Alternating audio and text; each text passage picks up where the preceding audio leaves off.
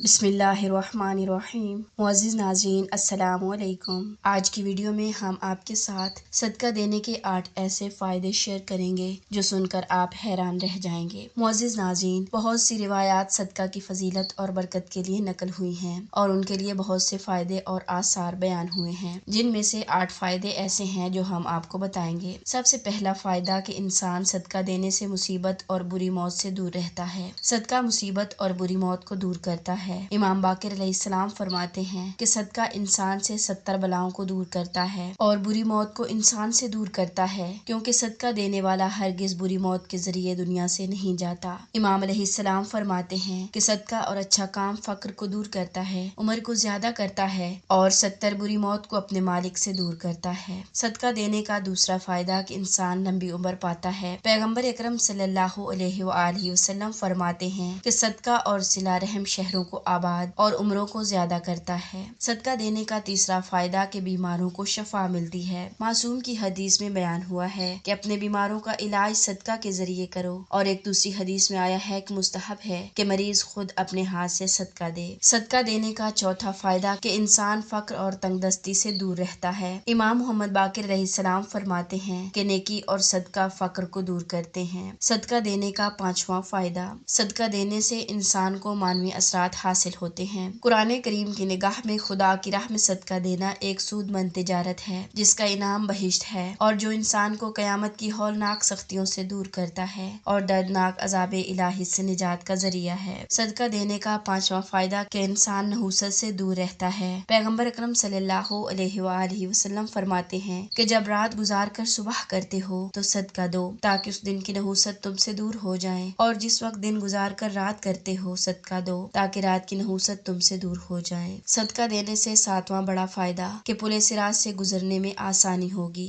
امام جعفر صادق علیہ السلام فرماتے ہیں کہ صراط سے گزرنے کی تلاش تھی اور اس کو صدقہ میں پایا ہے۔ صدقہ دینے کا آٹھواں بڑا فائدہ کہ بہشت کی ضمانت۔ معزز ناظرین، 6 گروہ ایسے ہیں کہ جن کے بہشت کی ضمانت امام علی علیہ السلام نے لی ہے، کیونکہ امام علی علیہ السلام فرماتے ہیں کہ 6 گروہ کے لیے بہشت کی ضمانت لیتا ہوں۔ ایک وہ مرد جو کوئی چیز صدقہ دینے کے لیے الگ رکھتا ہے لیکن مر جاتا ہے، وہ اہل بہشت ہے۔ معزز ناظرین، ان تمام احادیث سے ثابت ہوا کہ ہماری تمام مشکلات کا حل صدقہ دینے میں ہے، اور اس سے اللہ تعالیٰ راضی ہوتا ہے۔ آخر میں اللہ تعالیٰ سے دعا ہے کہ اللہ تعالیٰ ہم سب کو اتنا دے کہ ہم اس کی راہ میں خرچ کریں۔ آمین ثم آمین۔